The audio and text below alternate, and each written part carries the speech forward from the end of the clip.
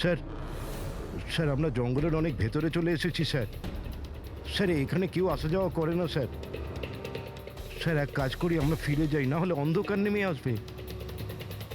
এখন তো অনেক আলো আছে, অন্ধকার হয়েছে কোথায়? স্যার ফিরতেও তো অনেকটা সময় লাগবে না স্যার? তো ওই হিসাবেই বললাম, এত দূর স্যার কেউ আসেই না স্যার, এখানে কিচ্ছু পাবেন না। আরে ভাই, যখন এত দূর চলে এসেছে একটু দেখে নি না ভাই? চলো চলো। আচ্ছা আচ্ছা।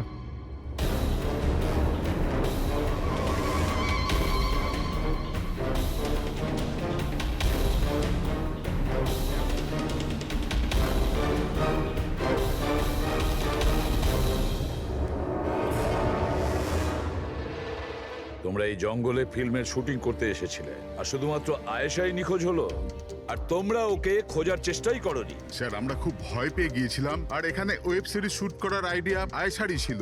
স্যার আমরা ওকে আনিনি, ও আমাদের এনেছিল লোকেশন দেখাতে। হ্যাঁ স্যার, এই প্রশান্ত গাইড আয়েশার পরিচিত ছিল, আর এ কাছেই থাকতো আর জঙ্গলটাকে ভালো করে চিনতো।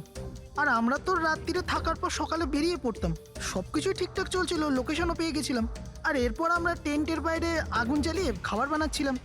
কটার সময়ের ঘটনা এটা? 5টা-6টা নাগাদ। আর তখনই হঠাৎ আয়েশা নিজের ক্যামেরা নিল আর জঙ্গলের দিকে যেতে লাগলো।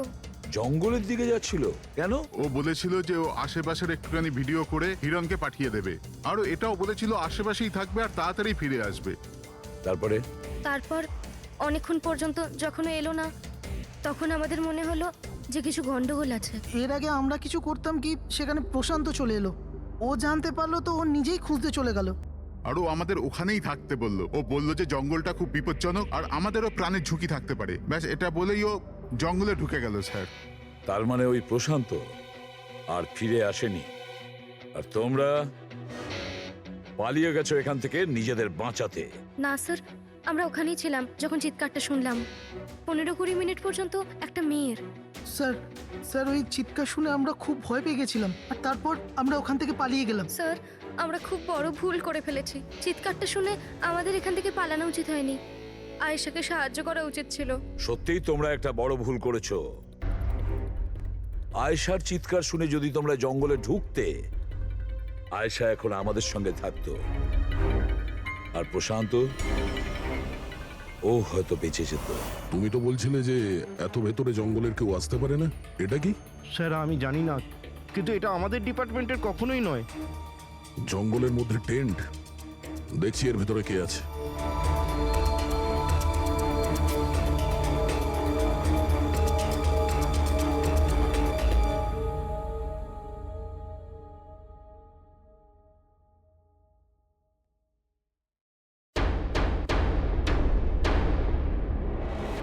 এই কাপড় তো দেখে মনে হচ্ছে কাটা হয়েছে।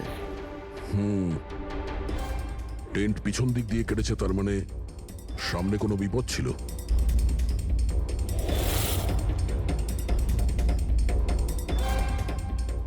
ছুরি, এটা দিয়েই কাটা হয়েছে।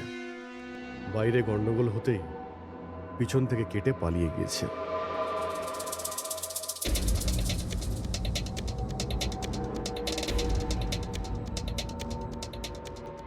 রাতে থাকার পুরোপুরি বন্দোবস্ত ছিল এখানে, বনফায়ার। এই আলু এখানে দেওয়া হয়েছিল। স্যার এত ভেতরে এত রাত্রে থাকার মতন কেউ পাগলই হবে স্যার, না হলে এত ভয়ঙ্কর জঙ্গলে রাতে থাকার কথা ভাববে কে?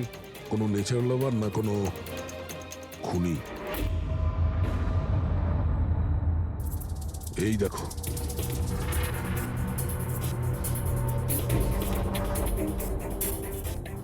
রক্ত। মনে হচ্ছে এখানে এই পাথরের ওপর কেউ বসেছিল, হতে পারে আগুন পোয়াচ্ছিল, আর কেউ ওর ওপর হামলা করেছে। এটা দেখে টেন্টের মধ্যে যে ছিল সে পালিয়ে গেছে। চলো আগে গিয়ে দেখি। স্যার, স্যার সূর্য অস্ত যাচ্ছে স্যার, ফিরতেও 2 ঘন্টা কমসে কম লাগবে। ফিরে যাই স্যার। ঠিক আছে, কালকে আবার আসবো। স্যার, আমরা আয়েশার টিমকে এই ছবিগুলো দেখিয়েছিলাম।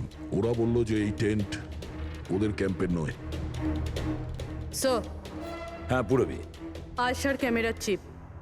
হিরলদি, তুমি এটা মিস করলে। আমি তোমায় বলেছিলাম না আমার সাথে এসো।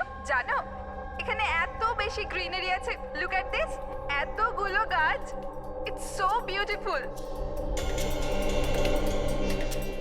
দিদি আমি হাঁপিয়ে গেছি, মনে হচ্ছে আমি জঙ্গলের অনেক ভেতরে এসে গেছি। জঙ্গল তো পুরো একই রকমের না? আমি রাস্তা খুঁজে নেব, খুব একটা মুশকিল নয়।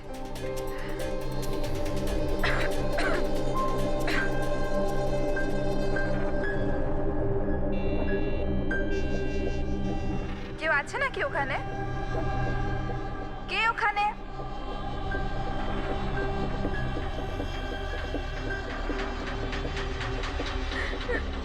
আমি আমি ফেঁসে গেছি এখানে। আমি কিছু বুঝতে পারছি না, এখান থেকে আমি কি করে বাইরে যাব। আই এম সরি দিদি, আমার এখানে আসা উচিত হয়নি। আমার মনে হচ্ছে না যে আমি এখান থেকে বেঁচে ফিরতে পারবো। আমায় ক্ষমা করে দিও।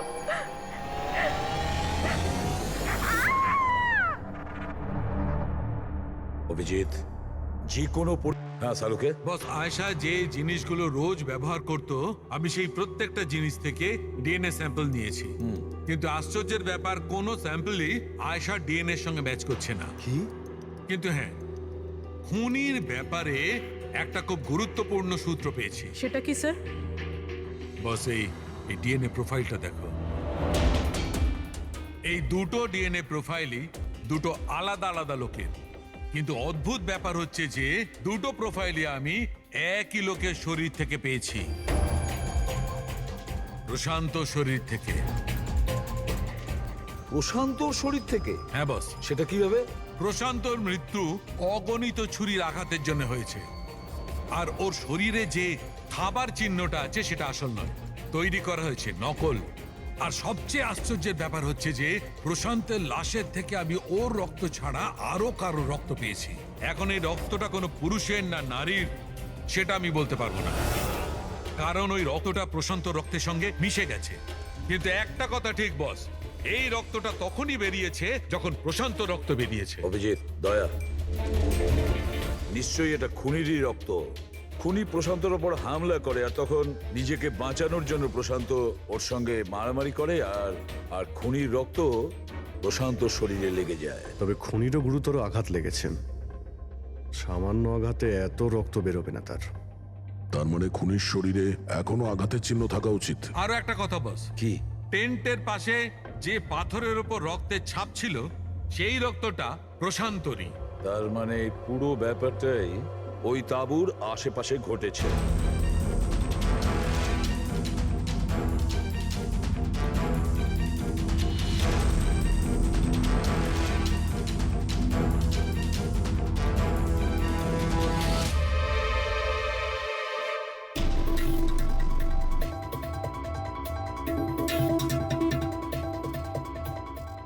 স্যার?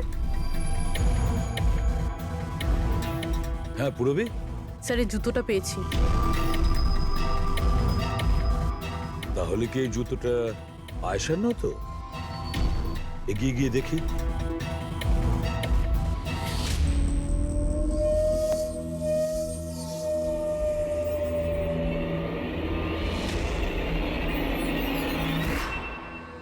স্যার, হ্যাঁ এই দেখুন স্যার।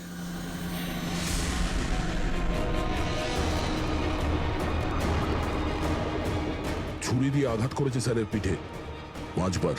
ওকে একটু উল্টে দাও। এ তো আয়েশা, ফেসটা তো পরিষ্কার দেখছি অভিজিৎ, না কোনো আঘাতের চিহ্ন, না কোনো কাটা দাগ। কিন্তু ওই ভিডিওতে যে দেখলাম। হ্যাঁ স্যার, ভিডিওতে এর মাথায় আঘাত লেগেছিল, রক্ত বেরোচ্ছিল। এখানে তো আঘাতের কোনো চিহ্নই নেই, একদম পরিষ্কার। তার মানে হলো ওই ভিডিওটা নকল। মানে আয়েশা অ্যাক্টিং আর মেকআপ দিয়ে দেখানোর চেষ্টা করেছিল যে ওকে কেউ মারতে চাইছে, খুন করতে চাইছে। কিন্তু এটা কেন করবে? স্যার, কেউ হয়তো মজা করবে, আর না হলে কোনো ভয়ঙ্কর পরিস্থিতি থেকে বাঁচার জন্য নাটক করছে। আর দুটো অবস্থাতেই এর মিথ্যেটা সত্যি হয়ে যায়। আর ও যা কিছু করেছিল, কেন করেছিল, সে তোর বন্ধু আর আত্মীয়রাই বলতে পারবে। সবাইকে ডেকে নাও। প্যাড্রিক, আয়েশার সমস্ত ফোন রেকর্ড চেক করো। দেখো এই ঘটনাটার পরে ও কাদের কাদের সঙ্গে কথা বলেছিল আর তারা সেই মুহূর্তে কোথায় ছিল।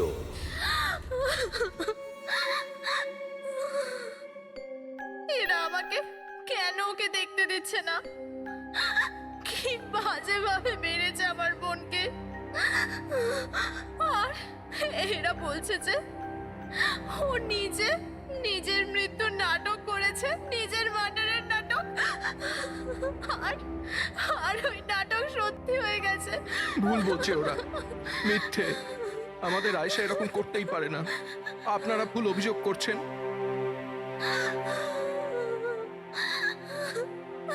দেখুন, আপনার দুঃখ আমরা বুঝতে পারছি, কিন্তু এই অভিযোগ ভুল নয়, সত্যি। এটা আয়েশার ক্যামেরা থেকে যে থার্ড ক্লিপিংটা আমরা পেয়েছি, সেখানে আয়েশার মুখের উপরে অনেকগুলো ক্ষত চিহ্ন ছিল, কিন্তু যখন আমরা আয়েশার লাশটাকে পাই তখন ওর মুখ আর গলা পরিষ্কার ছিল। কেন, কিভাবে? এই ভিডিওটাতে আয়শা মজা করছিল না তো? ওর মজা করার স্বভাব ছিল না তো? একদম না। ওর জীবনে এত সমস্যা ছিল যে ও মজা করবার কথা ভাবতেই পারতো না। ও জঙ্গলে হারিয়ে গিয়েছিল, আর কোনো মানুষ এই সিচুয়েশনে মজা কি করে করবে? অন্য কারো কথা জানি না, কিন্তু আয়েশা এটা অবশ্যই করেছে। আর যদিও মজা করে না করে তো ইচ্ছে করেই করেছে। কি কেউ এটা কেন প্রমাণ করার চেষ্টা করবে যে তার সঙ্গে কিছু অন্যায় হয়েছে? আয়েশা এরকম কেন চাইবে? হ্যাঁ, ওর ওপর সত্যিকারের অ্যাটাক হয়েছিল, ও মারাও গেছে, ওটা আলাদা কথা, কিন্তু ও এই নাটকটা কেন করেছিল? কি সত্যি কি ও কোনো প্রবলেমে ছিল যার কারণে ওকে এই ড্রামাটা করতে হয়েছিল? হ্যাঁ, ও সমস্যায় ছিল, এমন সমস্যা যার থেকে ওকে মৃত্যুই বাঁচাতে পারতো। মানে তুমি কি বলতে চাইছো? স্যার, হ্যাঁ ফেডরিক, এটা আয়েশার কল রেকর্ডস। বিশেষ কিছু পেয়েছো? হ্যাঁ স্যার, একটা লোক আছে কেতন, সে আয়েশাকে অনেকগুলো মেসেজ আর কল করেছিল। এমনকি যেই রাতে আয়েশা খুন হয়েছিল সেই রাতেও ওর ফোন জঙ্গলের কাছেই ছিল, 2 কিলোমিটারের মধ্যে। এই কেতনকে? খুনের রাতে ও জঙ্গলের আশেপাশেই ছিল। কে? হ্যাঁ, ও আয়েশার স্বামী। দুজনে আলাদাই থাকতো। যদি আয়েশা ওর মৃত্যুর নাটক করে থাকে, তাহলে তার পেছনে কেতনের হাত থাকতে পারে। কেতন আয়েশার হাজবেন্ড, আর আপনাদের মধ্যে কেউ এই কথাটা আমাদের বলার প্রয়োজন মনে করলেন না? হ্যাঁ, কিন্তু কেতনের জন্য নিজের মৃত্যুর নাটক কেন করতে যাবে? আমার মনে হয়েছিল যে আমরা কেতনের থেকে মুক্তি পেয়ে গেছি, কিন্তু আমি কি করে জানবো ওই আমার বোনের প্রাণ নিয়ে নেবে? হিরেন প্লিজ, কেতনই আমার বোনকে মেরেছে। আমি বলছি তুমি নিজেকে সামলাও প্লিজ। কেঁদো না প্লিজ, কাম ডাউন। আপনারা প্লিজ নিজেদের মধ্যে কথাবার্তাটা থামান আর আমাদের বলুন কি ব্যাপার। আমি আপনাদেরকে বলছি, আসলে আজ থেকে 2 বছর আগে কেতন আর আয়েশার একটা ট্রিপে আলাপ হয়েছিল। আয়েশা কেতনকে বিয়ে করেছিল। তাড়াহুড়োতে সিদ্ধান্ত নেওয়ার শখ ছিল ওর, কিন্তু জানতো না ও এই সিদ্ধান্তটা কতটা ভুল নিয়েছিল। কেতন ওর যোগ্য ছিল না, একটা পাগল লোক ছিল, পসেসিভ ছিল, ওর জীবনটা অতিষ্ঠ করে রেখেছিল। এই জন্য 6 মাস আগে ওকে ও ছেড়ে দেয়। এছাড়া আর কি করতো? আমরা সবাই দেখেছিলাম ওকে কিরকম টর্চার করা হতো। মানিক, আজকে সব অডিশনে ক্যামেরাতে আছে, স্ক্রিনে প্লে কর, স্যারকে দেখাতে হবে। আর আয়েশা এক্ষুনি এসে যাবে। ঠিক আছে। আয়েশা, আয়েশা, কি হয়েছে? Are you okay? আয়েশা তুই ঠিক আছিস? কি করে হলো এসব? কে করলো এসব? আরে তোমরাও না কত প্রশ্ন করো, কিচ্ছু হয়নি আমার। আসলে কি হয়েছে, ওই তাড়াতাড়িতে সিঁড়ি দিয়ে নামছিলাম আর পা পিছলে গেছে। চুপ কর আয়েশা, কত কভার আপ করবি? আমি তো এটা বুঝতে পারছি না, তুই ছেড়ে দিচ্ছিস না কেন ওই মানুষটাকে?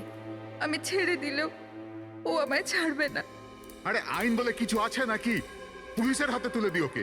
কেউ ওর কিচ্ছু করতে পারবে না।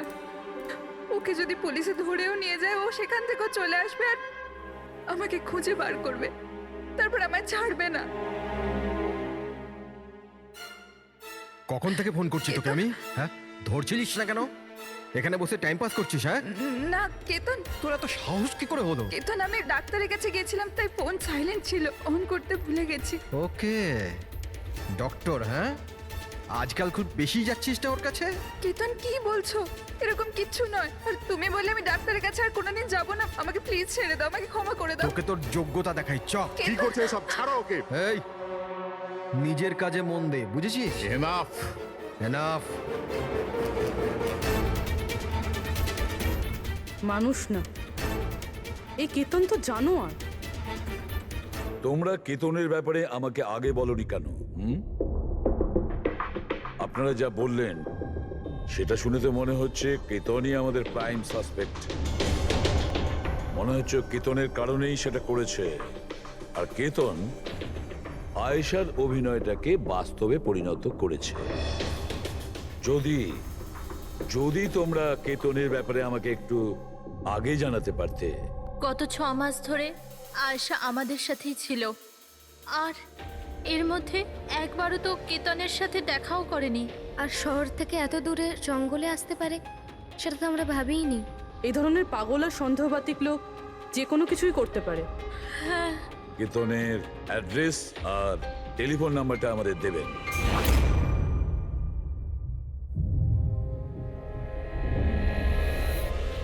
কেতন,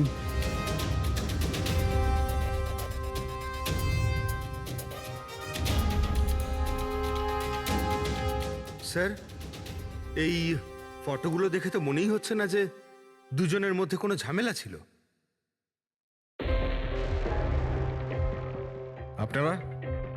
কেতন আয়েশার স্বামী। পুলিশ। সিআইডি। আপনারা কি করতে এসেছেন এবার? আমার আয়েশা চলে গেছে, আমার জীবন বরবাদ হয়ে গেছে। আপনারা কি চান আমার থেকে? ইনফরমেশন তোমার আর আয়েশার ব্যাপারে। শুনেছি তুমি নাকি খুব বিরক্ত করতে ওকে। স্যার, আমি ওকে অনেক ভালোবাসতাম, নিজের থেকেও বেশি। সেই কারণে ওকে টর্চার করতে, মারতেও? হ্যাঁ, আমি কেন টর্চার করবো ওকে? তোমার কাছ থেকে বাঁচার জন্য কোর্টের কাছে সাহায্য চেয়েছিল, তাও তুমি ওকে বিরক্ত করা বন্ধ করনি। স্যার, মিথ্যে কথা এসব, এরকম কিছুই ছিল না। মিস্টার কেতন, রেকর্ড আছে আমাদের কাছে। তুমি বারবার ওকে ফোন করে আর মেসেজ করে হুমকি দিয়েছিলে। আর এটাও কাউকে বলেওনি, আমরা জেনে গেছি। আর তাছাড়াও গত 6 মাস ধরে তুমি হেরাল আর রোহানের ঘরের আশেপাশে ঘোরাফেরা করছিলে। আর যে রাতে আয়েশা খুন হয়েছে ওই রাতে তুমি ওই জঙ্গলেই ছিলে। এগুলো তোমার ফোনের লোকেশন থেকে পাওয়া গেছে। নিজের অপরাধটাকে লুকানোর চেষ্টা করো না, কোনো লাভ হবে না। আর এই ডবল মার্ডারে খুনিরও প্রচুর আঘাত লেগেছে। এই কি করে লাগলো তোমার? স্যার, এই আঘাতটা ওই দিন ঝোপেতেই লেগেছিল, কিন্তু এরকম কিছুই নয় যেটা আপনারা ভাবছেন। স্যার, আমি আয়েশাকে মারিনি। স্যার, আমি মানছি যে আমি ওই দিন জঙ্গলে গিয়েছিলাম, কিন্তু স্যার আমি তো শুধু ওর সাথে কথা বলার জন্য গিয়েছিলাম।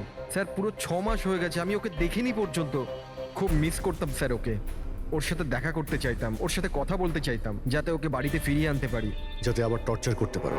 না স্যার, আমি বদলে গেছি স্যার। স্যার, আমি তো এটাই বলতে চেয়েছিলাম, কিন্তু যখন আমি জঙ্গলে গেলাম দেখলাম যে ও অন্য কারোর সাথে যাচ্ছে জঙ্গলের ভেতর। স্যার, আমি কি করতাম স্যার? আমি এমনিতেই মাথা গরমের লোক। আমি ভাবলাম বেকার বেকার ঝামেলা তৈরি হবে, সেই জন্য আমি চুপচাপ বাড়ি ফিরে এলাম স্যার। স্যার, ট্রাস্ট মি, আমি কিচ্ছু করিনি, আমি মারিনি ওকে স্যার। দেখো কেতন, তুমি এখনো আমাদের সন্দেহের তালিকায় আছো। যতক্ষণে কেসটা শেষ না হচ্ছে তুমি হেফাজতে থাকবে। স্যার, এই কেতনের কাছে কিন্তু আয়েশাকে মারার মোটিভ ছিল। ও তো বেঁচে গেছে, এবার বাকি রয়েছে এরা সবাই। হিরাল, সায়রা, অজিত, মানিক আর রুহান, এরা কি সবাই আয়েশার আপনজন ছিল? এদের কি মোটিভ হতে পারে? কারণ এদের মধ্যে তো কোনো প্রবলেম নজরে পড়ছে না। কেউ তো হবে স্যার যার আয়েশার মৃত্যু হলে লাভ হবে। কেউ কি পাবে ও মারা গেলে? সম্পত্তি, টাকা। টাকা?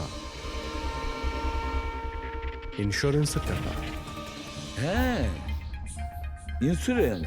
রবি, ফেডরিক, একটা কাজ করো, এই শহরে যতগুলো ইন্স্যুরেন্স কোম্পানি আছে সেখানে গিয়ে খোঁজ নাও আয়েশার নামে ওদের কাছে কোনো লাইফ ইন্স্যুরেন্স পলিসি আছে কিনা। কিন্তু একটা কথা, আয়েশার বন্ধু বা তাদের ফ্যামিলির কাউকে বলবে না কিছু। যদি ওদের মধ্যেই কেউ খুনি হয় সে সতর্ক হয়ে যাবে।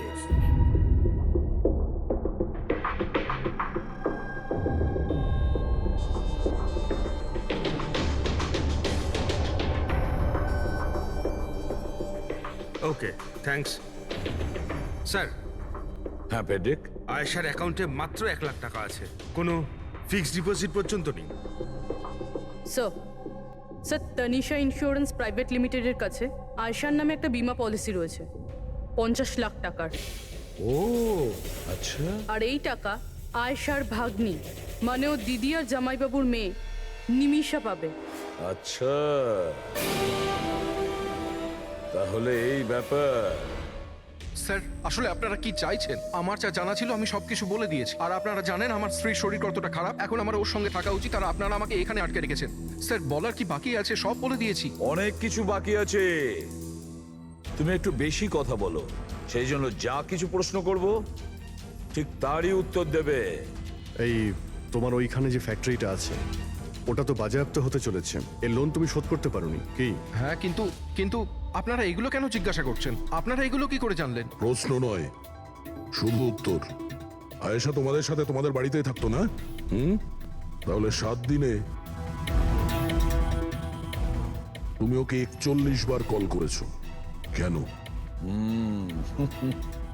বাহ বাহ বাহ, 7 দিনে 41টা কল এসেছে আয়েশা, দারুণ ব্যাপার। আর তার উপরেও তুমি অর্থ কষ্টে ভুগছিলে, তাই না? আর আয়েশার মৃত্যুর পরে তোমার ছোট বাচ্চা টাকা পেত 50 লক্ষ টাকা। আর ওই ছোট্ট নিরীহ শিশু সে কি করে জানবে 50 লাখের ধর্ম? ও কিভাবে ব্যবহার করবে? আর ওই 50 লক্ষ টাকা তো ভোগ করতো বাচ্চাটার বাবা, মানে তুমি, রোহন। থামুন আপনারা, চুপ করুন। আপনাদের কথা মতো আমি আয়েশাকে মেরেছি। স্যার স্যার আমার ওপর 15 কোটি টাকার লোন আছে, 50 লাখে আমার কিচ্ছু হবে না। আমি আয়েশাকে মারবো। আর ওটা যা ওর শরীরের ওপর থেকে খুনির রক্ত পাওয়া গেছে, আপনারা দেখতে পারেন আমার গায়ে কোনো চোটই লাগেনি, কারণ আমি ওখানে ছিলামই না, আমি কাউকে খুন করিনি। সব ঠিক করা ছিল, প্রশান্ত সবকিছু সামলানোর কথা ছিল। 1 মিনিট। কি সামলে নিত? হ্যাঁ, প্রশান্ত কি সামলে নিত? বলো প্রশান্ত কি সামলে নিত? স্যার আমার ভুল হয়ে গেছে, আমার সবকিছু আপনাদের আগেই বলে দেওয়া উচিত ছিল। আমি ভয় পেয়ে গেছিলাম, খুব ভয় পেয়ে গেছিলাম। কোনটা বলার ছিল আগে? তাড়াতাড়ি বলো। আমি আয়েশার প্ল্যানে যুক্ত ছিলাম। আমরা শুধু ওকে মৃত দেখাতে চেয়েছিলাম, অ্যাকচুয়ালি ওর মরার কথা ছিল না। তার মানে আমাদের সন্দেহ ঠিক ছিল স্যার। সবকিছু ঠিক ছিল, ওই ভিডিওটা নকল ছিল, শুধু কেতনের থেকে বাঁচার জন্য ছিল। আর তুমিও এই প্ল্যানে জড়িত ছিলে। স্যার কেতন আয়েশার জীবন অতিষ্ঠ করে দিয়েছিল, ও বেচারি চুপ থাকতো, কাউকে কিছু বলতো না। স্যার একদিন লিমিট ক্রস করে গেল, সব সীমা ছাড়িয়ে গেল। ওর মনে হলো কেতন ওর জন্য কোনো বড় বিপদ হতে পারে। ও আমাকে বলেছিল স্যার স্যার স্যার কেতন পাগল ছিল, পুলিশ বা ডিভোর্স ওর কেউ কিচ্ছু করতে পারতো না। আয়েশা ও থেকে পার্মানেন্ট মুক্তি পেতে চাইছিল, চিরদিনের জন্য। আমি হাঁপিয়ে গেছি জিজু। এখন তো ডিভোর্স আমাকে কেতনের থেকে বাঁচাতে পারবে না। যেটা আমায় ওই কেতনের হাত থেকে বাঁচাতে পারে সেটা শুধু আমার মৃত্যু।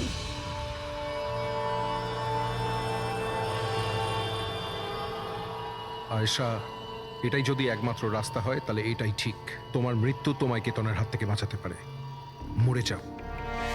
হোয়াট? রিল্যাক্স, আমার কাছে একটা আইডিয়া আছে। আমাদেরকে এমন কিছু করতে হবে যাতে মনে হয় আয়েশা মরে গেছে। তোমার সাথে কোনো দুর্ঘটনা হলো বা কেউ তোমাকে মেরে দিল, আর বডিকে এতটা খারাপ করে দেওয়া হলো যে কেউ চিনতে না পারে আয়েশা। তারপর তুমি এখান থেকে অনেক দূর চলে যাবে, আর তোমার ওই ইন্স্যুরেন্সের টাকা যেটা মিমির নামে আছে আমি তোমাকে পৌঁছে দেব। 50 লাখ টাকা দিয়ে একটা নতুন জায়গা, নতুন লাইফ, নতুন করে শুরু করবে। কিন্তু জিজু, আমি বেঁচে থাকাকালীন আমার লাশ কোথা থেকে আসবে? ওর জন্য টেনশন নিও না, আমি সবকিছু করে নেব। আমার এক বন্ধু আছে প্রশান্ত, ও আমার জন্য অনেক কাজ করে দিয়েছে। কিন্তু হ্যাঁ আয়েশা, এরপরে তুমি কখনো জীবনে আমার সাথে, মিমির সাথে, হিরালের সাথে কোনোদিন দেখা করতে পারবে না। হ্যাঁ, কিন্তু ওই পাগল লোকটার থেকে তুমি সারা জীবনের জন্য মুক্তি পেয়ে যাবে, তুমি মুক্ত হয়ে যাবে। সবকিছু ঠিক ছিল, সবকিছু প্ল্যান মাফিক চলছিল। আমি আয়েশা আর প্রশান্তর সঙ্গে ফোনে যোগাযোগ রেখে চলছিলাম। তারপর জানি না হঠাৎ করে ফোন কেটে গেল। আমি জানতাম ওখানে একটা মেয়ের মৃতদেহ পাওয়া যাবে, যার ব্যবস্থা আমি বাধ্য হয়ে করেছিলাম। শুধু আয়েশার জামা কাপড় ওই মেয়েটিকে পরানোর কথা ছিল। ওর মুখটা এত খারাপ ছিল যে কেউ চিনতেও পারতো না। কিন্তু স্যার সিরিয়াসলি আমি তো শকে ছিলাম। ওটা মেয়েটার নয়, প্রশান্তের বডি ছিল। স্যার প্রশান্ত তো আয়েশাকে সকাল হওয়ার আগেই জঙ্গল থেকে অনেক দূরে নিয়ে যাওয়ার কথা ছিল, কোনো সেফ জায়গায়। কিন্তু হঠাৎ করে কি হয়ে গেল স্যার? স্যার আমার যতটা জানা ছিল আপনাদের বলে দিয়েছি স্যার। স্যার প্রশান্তকে কে মেরেছে, আয়েশাকে কে মেরেছে আমি জানি না। স্যার তার মানে তৃতীয় কোনো ব্যক্তি ছিল যে প্ল্যানটার ব্যাপারে জানতো, যে আয়েশাকে চিনতো, প্রশান্তকেও চিনতো, আর ওই সময় ওই জঙ্গলেই ছিল। কোনো তৃতীয় ব্যক্তি? হ্যাঁ, কোনো তৃতীয় ব্যক্তি। তোমার প্ল্যানের হিসাবে টেন্টে প্রশান্ত এবং আয়েশা থাকার কথা ছিল, কিন্তু টেন্টের পাশে একটা পাথরের উপর প্রশান্তর রক্ত পাওয়া গেল, আর ওই টেন্টটা পেছন থেকে ফাটা ছিল। মানে আয়েশা টেন্টের সামনে থেকে যাওয়ার বদলে পেছন থেকে ছিঁড়ে বেরিয়েছে। মানে ও বিপদটা আগে থেকে বুঝতে পেরেছিল। হতে পারে ও প্রশান্তর সঙ্গে যা কিছু হয়েছিল সেটা দেখে ফেলেছিল। ইট ইজ ক্লিয়ার যে ওখানে কোনো তৃতীয় ব্যক্তি ছিল। ও প্রথমে প্রশান্তকে মেরেছে, তারপর আয়েশার পেছনে দৌড়েছে। কারেক্ট। যদি ভালো করে দেখা যায় তাহলে ওই রাতে জঙ্গলে এটাই হয়েছিল যে প্রশান্ত আর আয়েশা জঙ্গলে যায়, আয়েশা টেন্টের ভিতরে ঘুমোচ্ছিল আর প্রশান্ত বাইরে বসে আগুন জ্বালাচ্ছিল। এর মধ্যে সেই তৃতীয় ব্যক্তি ওইখানে যায় আর প্রশান্তর সঙ্গে ঝামেলা বাঁধে, আর সেই ব্যক্তি ওর উপরে আক্রমণ করে, আর আয়েশা টেন্টের পিছন দিয়ে পালিয়ে যায়। আর ওই ব্যক্তি প্রশান্তকে নির্মমভাবে হত্যা করে আর আয়েশার পিছনে ধাওয়া করে। তাহলে তৃতীয় ব্যক্তিটা কে, যে আমাদের প্ল্যানের ব্যাপারে জানতো আর জঙ্গলকেও ভালো করে জানতো, তাই এত রাতে টেন্টে পৌঁছেছিল? হ্যাঁ, এই সমস্ত চিন্তা আপনি করবেন না রোহন বাবু। এই তৃতীয় যে আছে না, তাকে তো আমরা ধরেই ছাড়বো। হ্যাঁ, হোক বা না হোক, এই ধাঁধার সমাধান এখানে আছে, এর মধ্যে, কিন্তু আমরা দেখতে পাচ্ছি না। খুনি হবে তো স্যার এদের মধ্যেই কেউ, কিন্তু আমরা দেখতে পাচ্ছি না। রবি, ওই ক্লিপিংটা চালাও যেটা আমরা আয়েশার ক্যামেরা থেকে পেয়েছিলাম, ফার্স্ট ক্লিপ।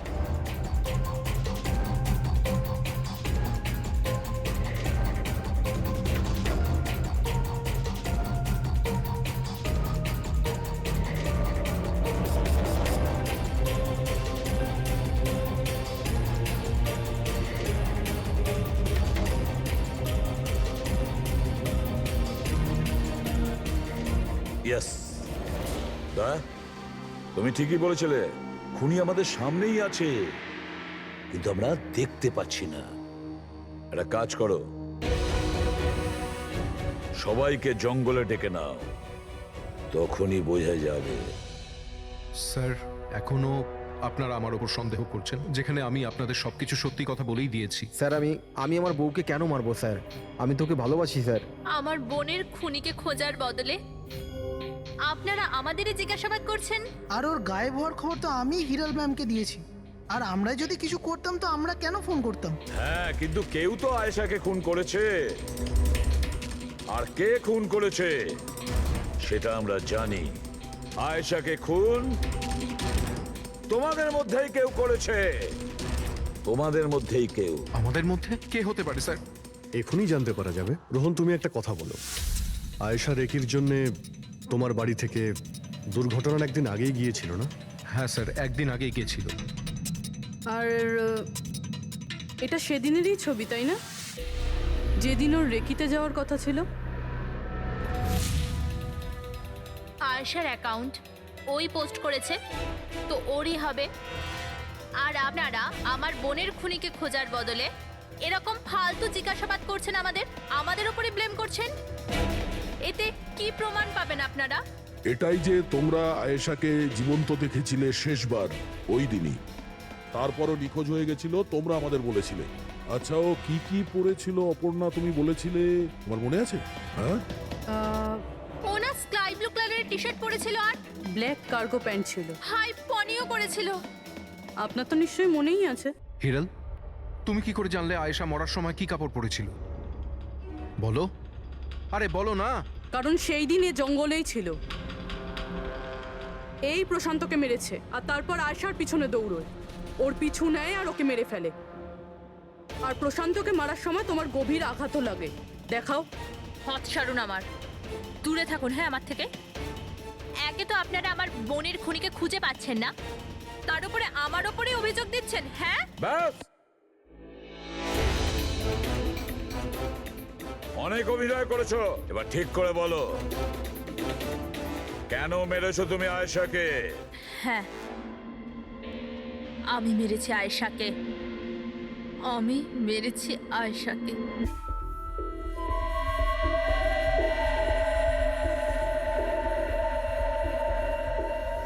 হিরাল ম্যাম, আপনি? আসতে বলো। আয়েশা না উঠে পড়ে। ইনফ্যাক্ট আমি বলছি যে ওকে সব সময়ের জন্যই না ঘুম পাড়িয়ে দাও। এটা কি বলছেন ম্যাডাম? রোহান তো তোমাকে আয়েশাকে সুরক্ষিতভাবে এই জঙ্গল থেকে বাইরে বার করার জন্য কত টাকা দিয়েছিল? 2 লাখ টাকা। আমি না তোমাকে 5 লাখ টাকা দেব আয়েশার প্রাণ নেয়ার জন্য। হিরাল ম্যাম, এসব কি বলছেন? আয়েশা ম্যাডাম আপনার বোন, আর আমি ওকে বাঁচানোর সওদা করেছি। আমি ওর সাথে বেইমানি করতে পারবো না।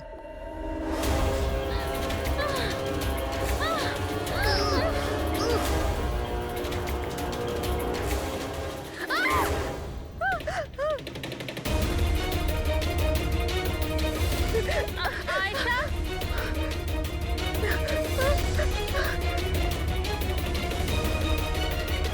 আয়েশা,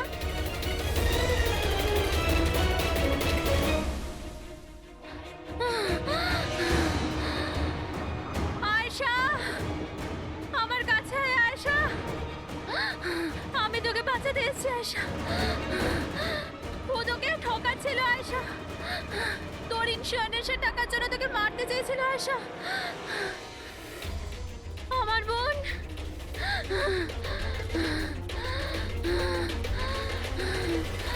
আয়েশা। সরি দিদি, আমি কিচ্ছু জানতাম না এই ব্যাপারে। সরি, আমার জন্য তোমার এত কষ্ট হলো। আমি জানতাম না যে জিজু এরকম কিছু করছে। আই এম সো সরি দিদি। আমার বোন। সরি দিদি। তুই সরি বলিস না? হ্যাঁ, এটা তো আমার বলা উচিত। কেন দিদি? I am sorry. কেন কেন মেরেছো তুমি তোমার বোন আয়েশাকে? আপনারা জানেন না আয়েশাকে। ও সবসময় না সবার প্রিয় হয়ে এসছে। ভালোবাসার আয়েশা। সবাই ওকে ভালোবাসতো, আমাকে নয়। মা, বাবা, আমার সব বন্ধু, ইনফ্যাক্ট রোহান, আমার মেয়ে নিম্মিও আমার থেকে বেশি ওকে ভালোবাসতো। ও রোহানকেও আমার থেকে ছিনিয়ে নিতে চেয়েছিল। আমি রোহান আর নিম্মিকে নিজের থেকে দূরে যেতে দেখতে পারতাম না। না, আপনি বলুন আমি কি করতাম? আমি ভাবলাম সবসময় ও আমাকে হিংসা করে না, জিতেওছে সবসময়। না থাকবে আয়েশা, আর না থাকবে ওর জিত। এর জন্য মেরে ফেলেছি আমি ওকে। হিরাল, তুমি এটা কি করে করতে পারো? আরে আয়েশা তোমার ছোট বোন ছিল, আমাকে বড় দাদার মতো দেখতো। আমি ওর সাথে এগুলো কখনো স্বপ্নতেও ভাবতে পারি না। আমার লজ্জা লাগে তোমাকে আমার স্ত্রী বলতে। রোহান, তোমার ভুল নেই এতে। সব ভুল ওই আয়েশার। ওই সব করছিল। ও না তোমাকে আমার থেকে ছিনিয়ে নিতে চেয়েছিল, কিন্তু এখন তো এটা হবেই না। এবার তো তোমাকে কেউ আমার থেকে কেড়ে নিতে পারবে না। খুব বড় ভুল করেছো তুমি। তোমার সন্দেহ, তোমার ইনসিকিউরিটি একটা নিরীহ মানুষের প্রাণ নিয়েছে, প্রশান্ত গাইডের। আর তাছাড়াও তুমি তোমার আপন বোনকেও মেরেছ। আইন তোমাকে কঠোর থেকে। কোথায় যাব? জঙ্গলে? আমি এসে গেছি। আমি বাড়ি যাব।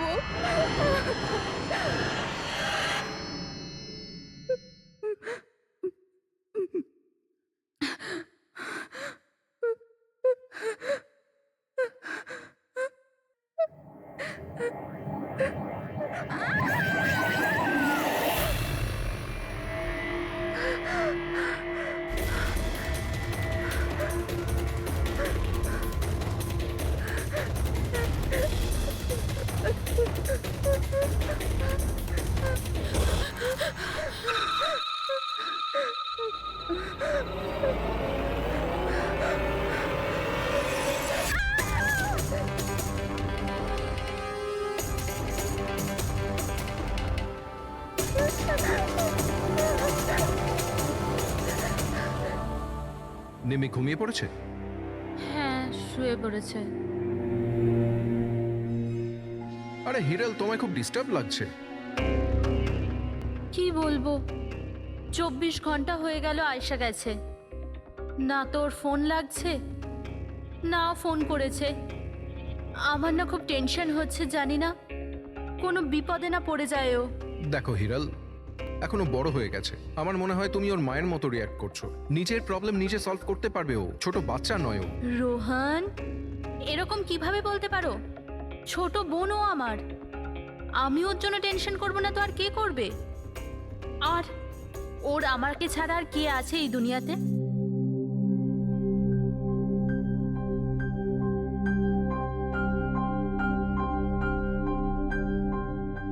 হ্যালো হ্যালো, আপনি কি হিরাল বলছেন? হ্যাঁ, আমি হিরল বলছি। আপনি কে? আমি মানিক। আমি আয়েশার সাথে কাজ করি। এখানে একটা বড় প্রবলেম হয়ে গেছে। প্রবলেম? আয়শার সাথে কি হয়েছে? দেখুন, ও জঙ্গলে কোথাও হারিয়ে গেছে। ওকে খুঁজেও পাচ্ছি না, আর ফোনেও পাচ্ছি না। আর আমাদের ভয় হচ্ছে যে ওর কিছু হয়ে যায়নি তো।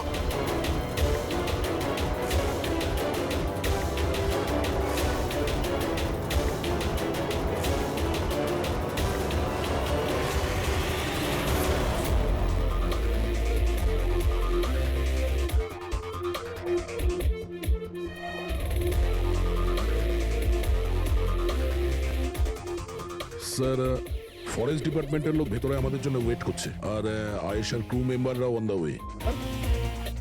কিন্তু আপনারা এটা তো নিশ্চয়ই জানেন যে ওই লাশটা আয়শারই নাকি অন্য কারোর। আমি একটা জিনিস বলতে পারি, ও না স্কাই ব্লু কালারের টি শার্ট পরেছিল আর ব্ল্যাক কালারের কার্গো পরেছিল আর হাই পনিও করেছিল। ওর জামা হাফ ডেড বডির সাথে ম্যাচ করছে কিনা এটা তো বলুন।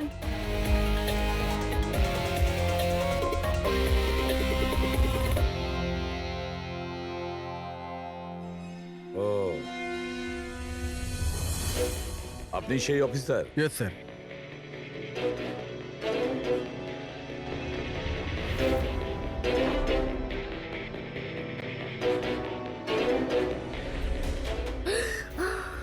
প্রশান্ত? আরে এই তো প্রশান্ত। এক মিনিট, আপনারা কে আর ওকে কি করে চিনলেন? স্যার, আমি মানিক, আর আমরা সবাই আয়েশার সাথে কাজ করি। আরে প্রশান্ত আমাদের গাইড। আয়েশা এনাকে লোকেশন খোঁজার জন্য বলেছিল, আর যখন আয়েশা হারিয়ে গেল তখন এই ওকে খুঁজতে গেছিল। এর এরকম অবস্থা, তাহলে আয়েশা কিরকম অবস্থায় আছে? না না না, না আয়শার কিছু হয়নি, আমি বলছি তো, trust me. Sir please please আমার বোনকে খুঁজে বাঁচিয়ে নিন স্যার, প্লিজ স্যার, প্লিজ বাঁচিয়ে নিন। দেখো